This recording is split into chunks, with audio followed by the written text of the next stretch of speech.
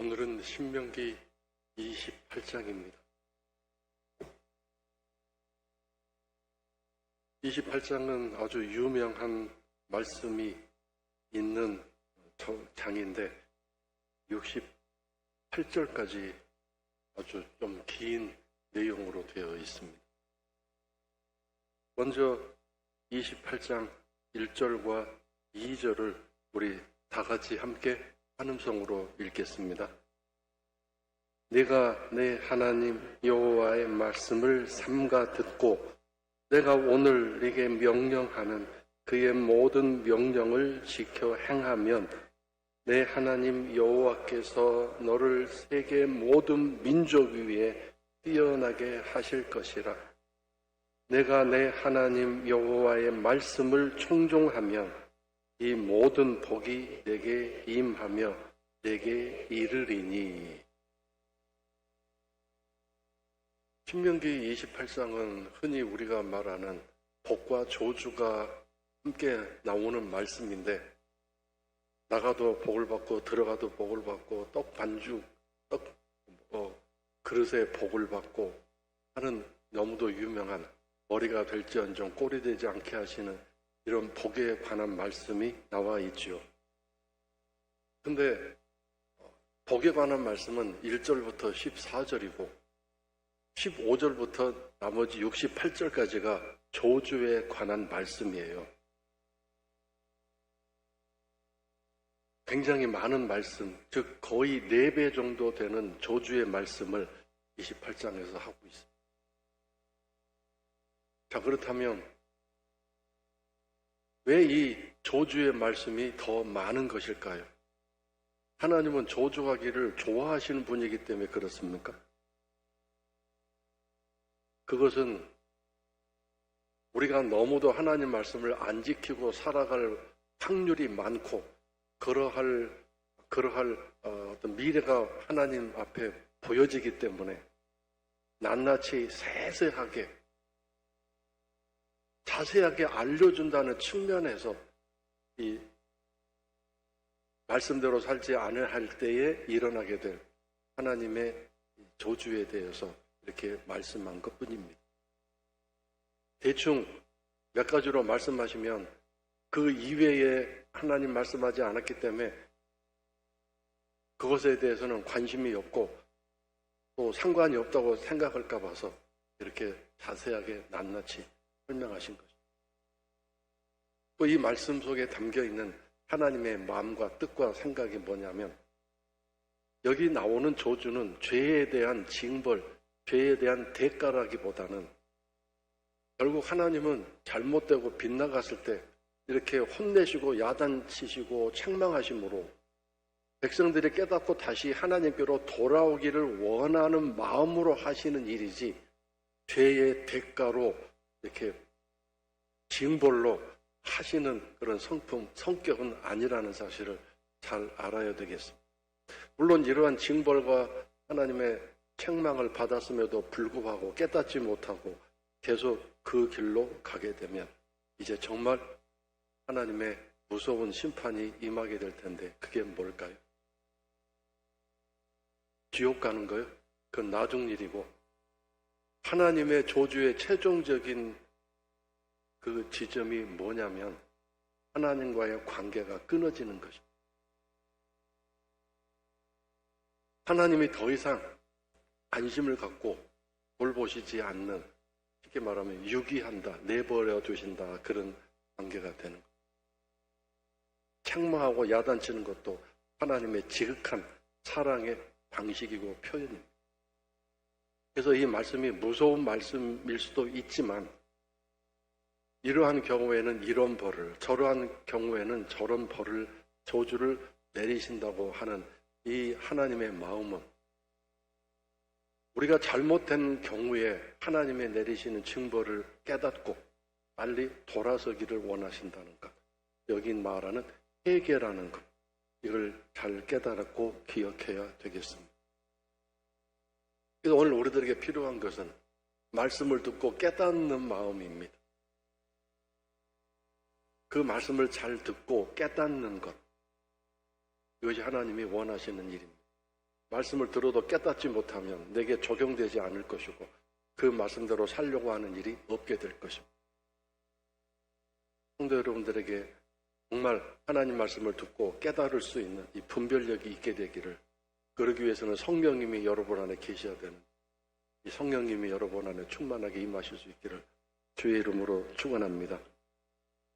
또 한 가지, 이 신명기 28장의 특징은 개인적인 잘못과 공동체적인 잘못에 대해서 말씀하고 있는데, 분명한 것은 개인적인 잘못에 대해서도 말씀하시지만 공동체가 받을 하나님의 분노와 저주에 대해서 말씀하시는데, 잘 보면 공동체가 받는 이 저주와 책망은 개인적인 잘못으로 인해서 시작이 됩니다.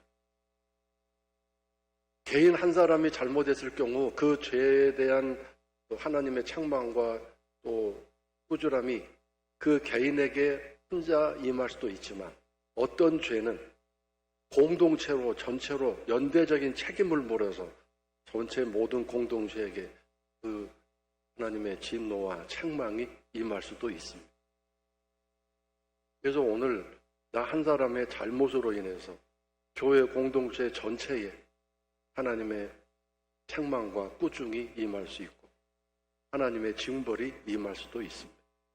나 한 사람이 잘해서 하나님이 그 사람으로 인하여 공동체의 잘못에 대해서 용서해 주시고 또 넘어가 주실 수도 있습니다.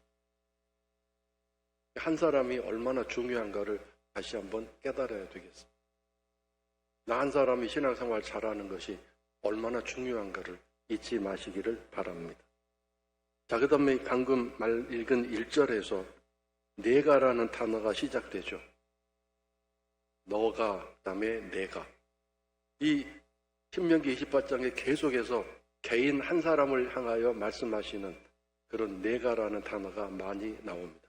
물론 이스라엘 백성 전체를 향한 집단적인 의미로서 복수의 의미인 공동체적인 의미의 너라는 그런 의미도 있겠지만, 먼저 이 말씀은 언제나 한 개인에게부터 시작이 됩니다. 너 한 사람이 너의 하나님 여호와의 말씀을 삼가 듣고 내가 오늘 너 한 사람에게 명령하는 그 모든 명령을 지켜 행하면 너의 하나님 여호와께서, 한 사람으로 시작되는 말씀, 계속해서 내가 계속 나오죠.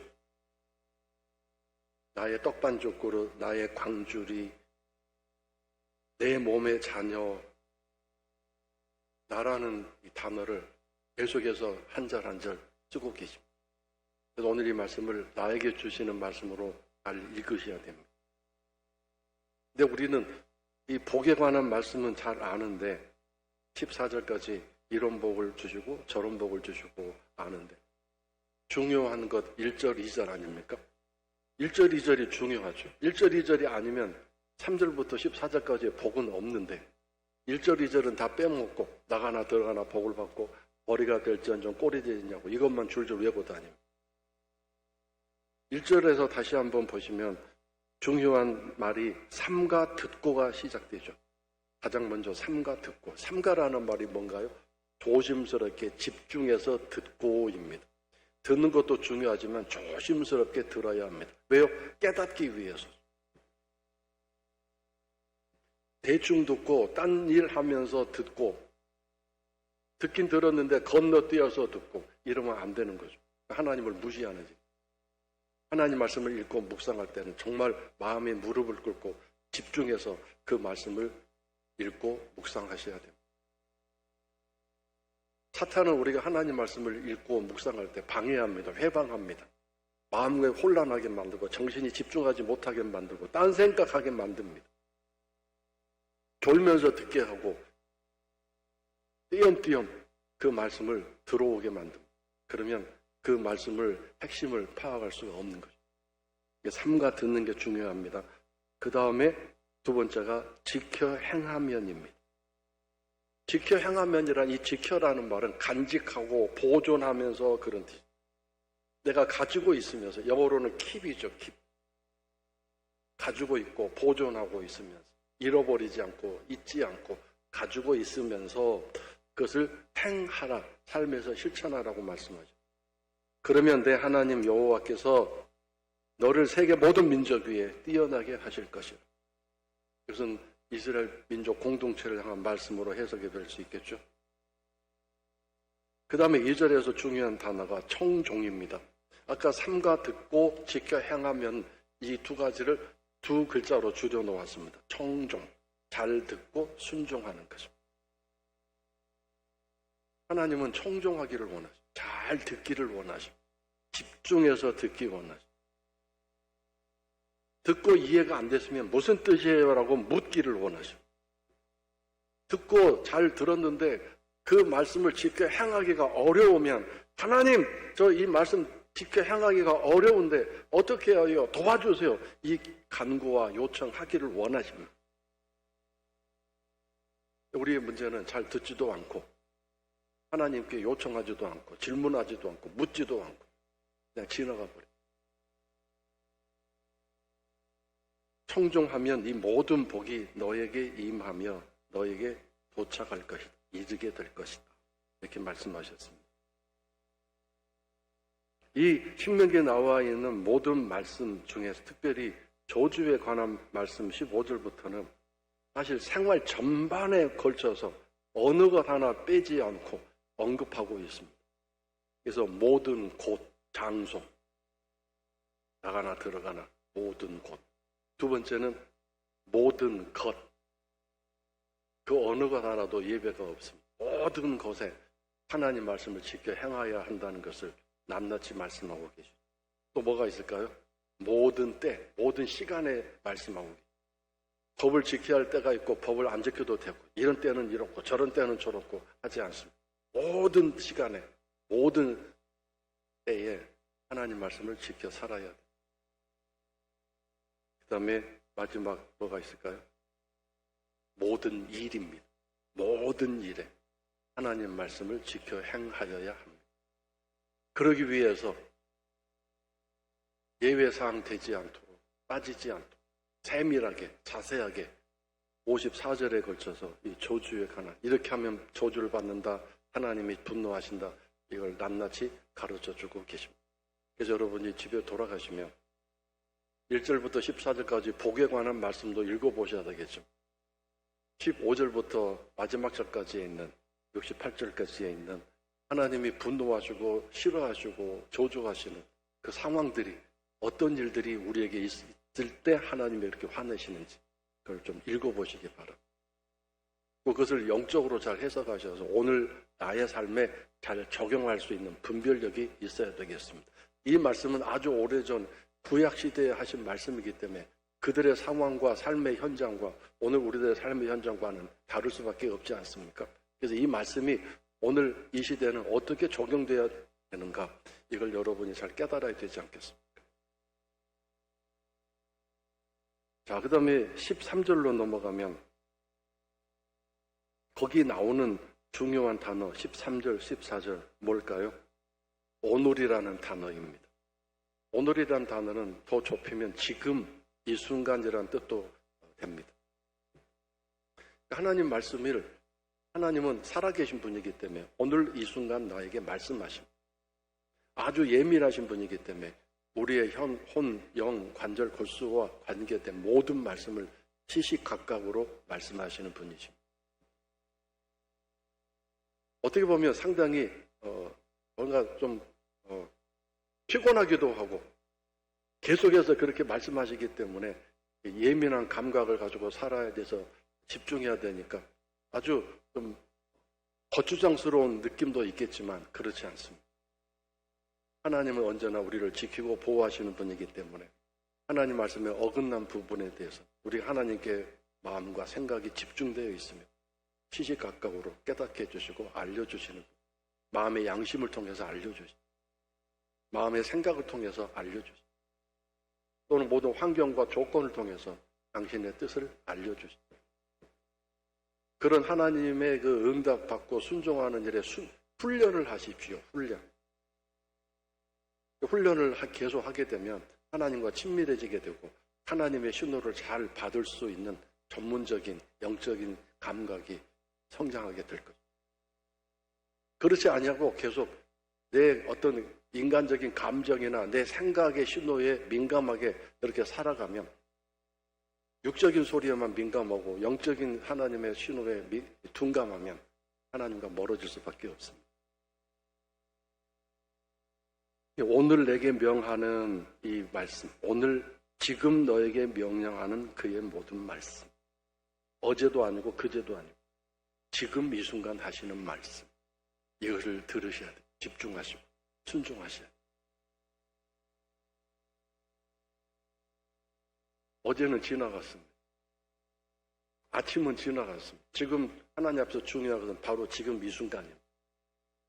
지금 이 순간 하나님이 원하시는 바를 말씀하실 때 그 말씀을 듣고 순종하셔야 돼요.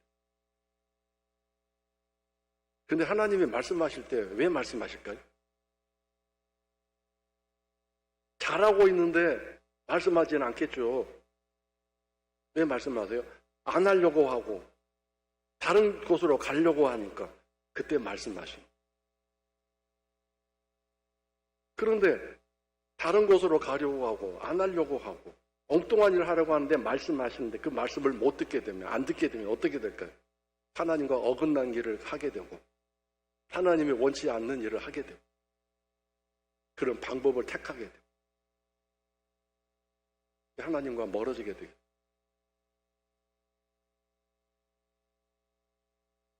그러니까 하나님이 율법적인 하나님으로 오셔서 너 이렇게 하면 안 된다, 너 저렇게 해야 된다, 이런 하나님보다는 하나님이 오셔서 친구처럼 나와 대화하시고 나와 이야기를 나누시는 그런 하나님과 만남이 필요하지 않겠습니까? 언제나 하나님이 오실 때마다 야단치시는 하나님, 너 그렇게 하면 안 돼, 이리 가야 되는데 너 왜 그렇게 하려고 그래, 이렇게 자꾸 율법적인 하나님으로만 만나게 되면 그것은 문제하고 계속 말씀만 피운다는 얘기 아니겠습니까? 성경책이 펼치기만 하면 막 양심을 찌르고 내 심장을 찌르고 야단만 치고 무섭게 들리는 말씀만 보인다 이거예요. 그럼 뭐가 문제예요?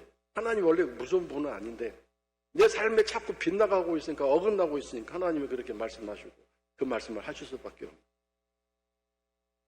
그러나 지혜로운 신앙과 성숙된 신앙은 하나님과 대화하고 하나님과 교제하면서 찬양하고 하나님 감사합니다, 하나님 사랑해요, 나도 너를 사랑한다, 이런 하나님과 아름다운 관계를 맺는 그런 하나님과의 대화 시간, 교제 시간이 있다면 얼마나 좋겠습니까? 다음에 세 번째로는 아예 하나님 말씀도 안 하시고 아무 말씀도 안 들려온다. 이게 뭐죠? 하나님이 유기하신 거, 내버려 둔 거, 말해도 안 듣고 거짓만 피우고 하나님 속만 썩이니까 그래 한번 네 맘대로 살아봐라고 내버려 두신, 하나님 말씀이 전혀 안 들려오는 거죠.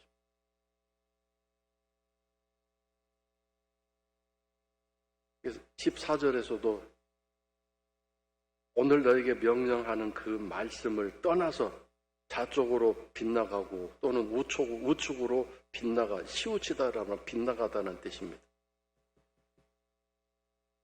그 다음에 다른 신을 따라 섬기지 아니하면, 다른 신, 오늘 신과 똑같은 동급인 존재 위치들이, 물건들이 많아요. 자녀들도 있고 내 건강이나 내 물질이나 또는 어떤 내 생각, 내 주장이 하나님보다 더 높아져서 그 하나님 말씀을 안 듣고 내 주장, 내 생각에 따라서 내 욕심, 내 이기심이 나의 우상이 될 수도 있는 순간순간들이 얼마나 많은지 잘 생각해 보시기 바랍니다. 자, 그 다음에 15절부터는 저주에 관한 말씀인데, 자, 15절 우리 다 같이 함께 읽겠습니다. 네가 만일 내 하나님 여호와의 말씀을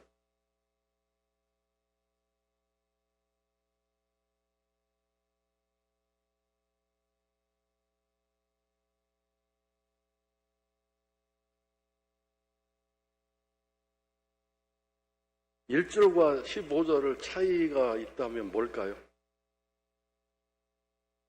뭐 지켜 행하지 아니하면 저주가 임한다, 이게 차이가 있는데 또 다른 차이 하나, 만일이란 단어가 1절에는 없는데 15절에는.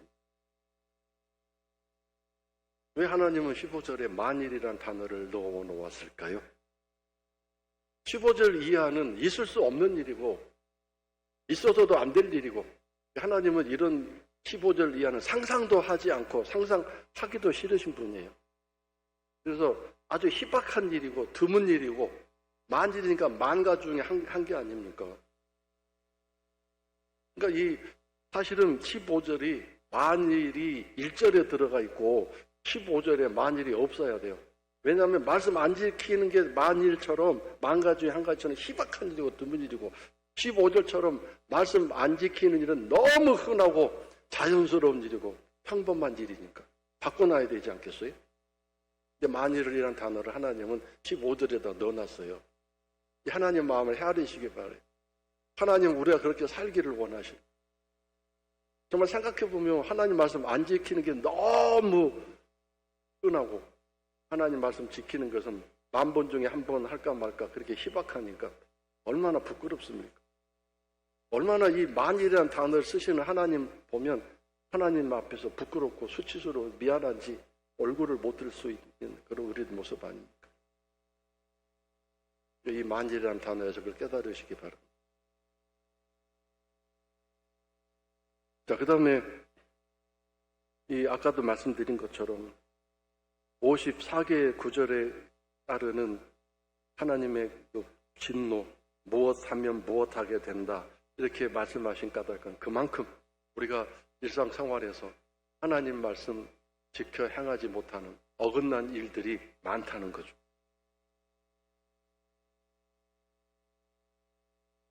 그리고 각종 다양한 삶의 현장과 우리들의 모든 생활 속에서 하나님의 조주는 다양하게 임한다는 것. 정말 이 조주의 종류가 왜 이렇게 많은지, 하나님의 진노의 종류가 이렇게 많은지 놀라야 할 정도입니다. 앞에 그 하나님이 주시는 복에 관한 종류는 1절, 2절 소론 빼고 한 12개 종류밖에 안 되는데 15절 이하에 나오는 소론 빼고 16절부터 시작되는 하나님의 진노, 조주의 종류가 얼마나 다양한지 삶의 전반부에 거쳐서 하나님의 진노와 조주가 임한다고 기록되어 있습니다. 어디 하나 예외되고 제외되는 부분이 없는 것 같습니다. 우리가 염려하고 걱정하고 두려워하는 않았으면 여기에 그런 일이 없었으면 하고 생각하는 그런 부분까지 세밀하게 하나님은 그런 부분까지 하나님은 분노하실 때 다 손대시겠다고 안 되게 하시고 망하게 하시고 병들게 하시고 이렇게 하겠다고 약속하고 그래서 이 15절에서 중요한 단어 또 하나는 순종입니다. 2절에서 청종이라는 단어가 나왔는데 15절에서는 순종이라고 말씀하셨어요. 말씀을 순종하지 않으면 순종해야 된다는 얘기죠. 자, 그럼 여러분 말씀을 순종하다가 청종해서 순종하다가 잘 듣고 순종하다가 1% 하나를 안 지켰어요. 그 사람하고 100% 불순종하고 안 지킨 사람과 다를까요? 같을까요? 99% 지켰는데 100% 안 지킨 사람과 분명한 차이가 있지 않겠습니까? 1% 못 지켰고 이 사람은 100% 못 지켰고 하나님 앞에서는 똑같습니다. 이것이 하나님의 특성입니다. 우리 생각에는 99% 지켰으니까 칭찬받아야 되지 않나. 하려다가 1% 못 지켰으니까 하나님이 그래도 훌륭하다고 하셔야 되잖아요. 근데 하나님은 99% 안 지킨 사람이나 99% 지키다가 1% 못 지킨 사람이나 100% 못 지킨 사람이나 똑같다고 생각합니다. 이 하나님의 마음, 이 하나님의 생각을 절대로 놓치지 마십시오. 이게 어디 나와 있네요? 야고보서 2장 4절에 나와 있죠. 4절인가 10절이. 율법을 지키다가 하나 못 지키면 그때까지 지킨 모든 게 다 무효가 된다고 하잖아요. 그래서 이 모든이라는 단어가 나오는데 모든 하나님의 말씀 15절에 있죠. 모든 그의 모든 명령과 규례를 지켜 행하라. 만약에 지키지 아니하면 이 모든 저주가 내게 임하게 될 것이다. 이 모든 저주란 말이 얼마나 무섭습니까? 순차적으로 계속 임한다는 뜻입니다. 한꺼번에 16절부터 68절까지의 이 저주가 막 소나기 같이 올 수도 있겠지만 그런 뜻이 아니고 순차적으로 이렇게 하나님이 그 사람의 계속 이 저주가 끝나지 않도록 하나님이 분노하신다, 그런 뜻입니다. 자, 그 다음에 20절을 보겠습니다. 내가 악을 행하여 그를 잊음으로 내 손으로 하는 모든 일에 여호와께서 저주와 혼란과 책망을 내리실 것이다. 여기서 문제는 여러분, 하나님을 잊었기 때문에 악을 행하는 걸까요? 악을 행하다가 하나님을 잊는 걸까요? 여러분은 어떻게 생각하세요? 죄를 짓기 때문에 죄인입니까? 죄인이기 때문에 죄를 짓습니까? 죄인이기 때문에 죄를 짓죠. 죄를 지어서 죄인이 아니라. 우리는 본래 100% 의인이 아닙니다. 죄인입니다. 근데 오직 예수 그리스도의 보혈에 의지하여 의인이 될 수 있습니다. 원래는 죄인입니다. 죄 가운데 태어났습니다. 그래서 성선설이 아니라 성악설입니다. 순자라는 사람이 성악설을 주장했는데 맞는 얘기가 있어요. 태어날 때부터 인간은 악한 존재. 그래서 악을 행하고 그 행하는 가운데 하나님을 잊는다. 이 잊는다라는 말이 뭐냐면 하나님을 버리다, 그런 뜻입니다. 그래서 지난 주일에 요한계시록 말씀을 우리가 읽으면서 에베소 교회 얘기를 함께 나누었죠. 에베소 교회가 뭘 내버렸어요? 사랑을 내버렸어요. 뭐 하다가? 정의와 공의를 실현하다가 이단을 척결하고 거짓 말씀들을 물리치고 교회를 지킨다고 하면서 그거 열심히 하다가 사랑을 내려놓았습니다. 사랑을 거기다 적용하려니까 안 되겠다 생각한 거죠. 척결해야 되고 쫓아내야 되고 야단쳐야 되고 그래야 되는. 근데 거기서 문제가 생긴 거예요. 그 모든 일을 사랑의 방법으로, 사랑의 과정으로 해야 되는데 사랑이 없이 그 하다 보니까 하나님이, 주님 뭐라고 말씀, 너 계속 그렇게 있으면 내가 촛대로 옮겨버리겠다고 하죠. 너와의 관계를 끊어버리겠다고 말씀합니다. 그래서 여기 하나님을 잊었다라는 말은 하나님을 내려놓았다, 하나님을 버려놓았다, 그런 뜻이 될 거예요. 악을 행하다 보면 결국 하나님을 버리고 떠나게 될 거예요. 사랑. 여전히 신앙생활을 하고 헌신과 봉사를 할지라도 내 안에 사랑이 없으면 병든 심령이 되고, 내 안에 사랑이 있으면 강성한 그런 건강한 심령이 되고 마음이 되고 속사람이 될 수 있을 것입니다. 그 다음에 하나님은 저주, 혼란, 책망을 보낸다고 말씀하셨어요. 이 모든 68절까지의 모든 하나님의 진노를 세 가지로 요약할 수 있겠죠. 저주와 혼란과 책망이다. 저주는 안 되도록 하시는 하나님의 말씀, 혼란은 그 삶의 뒤죽박죽, 도대체 질서가 없게 만드시는 그런 삶을 말씀하시고, 책망은 징벌을 포함한 하나님의 책벌을 말합니다. 자, 마지막으로 47절을 보겠습니다. 다 같이 함께 읽겠습니다. 내가 모든 것이 풍족하여도 기쁨과 즐거운 마음으로 내 하나님 여호와를 섬기지 아니함으로 말미암아. 이 앞에서 계속 청종하라, 잘 들어라, 잘 지켜 행하라, 청종해라, 잊지 말아라, 순종해라 말씀하셨는데, 마지막 또 한 가지, 마지막 한 가지 더 추가된 것은 기쁨과 즐거운 마음이 필요하다고 말씀하십니다. 기쁨과 즐거운 마음으로 하나님 말씀을 지켜 행하는 것, 그것을 하나님은 순종이고 청종이라고 말씀합니다. 그래서 사실 억지로 행한다, 마지못해서 행한다, 그건 안 된다는 거죠.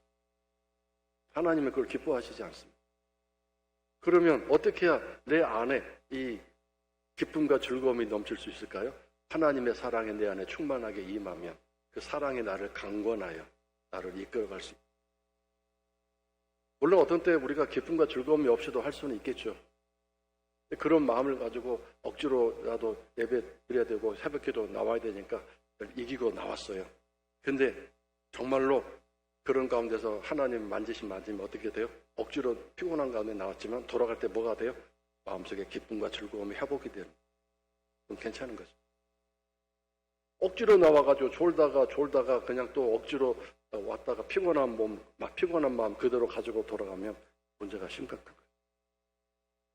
억지로 나왔으면 하나님 앞에 나와서 정신을 차리고 집중해서 예배를 드리고 기도해서 하나님의 치유하심과 만지심을 통해서 피곤한 몸, 연약한 몸에 새 힘을 공급받고 새 능력을 공급받아서 기쁘고 즐거운 마음으로 다시 삶의 현장으로 돌아가고 하나님을 찬양하고 경배해야 되겠죠. 그래서 여러분, 기쁨과 즐거움이 있기를 원합니다. 성령님의 위로하심과 도우심을 통해서 이 기쁨과 즐거움이 회복되기를 바랍니다.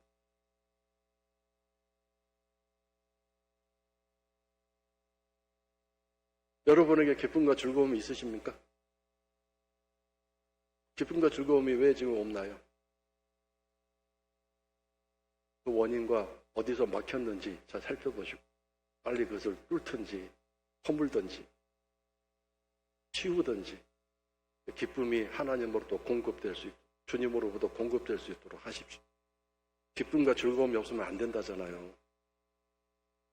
청종도 했고 잊지도 않았고 잘 순종도 했는데 마지막 요소 기쁨과 즐거움이 없으면 뭐 한다고요?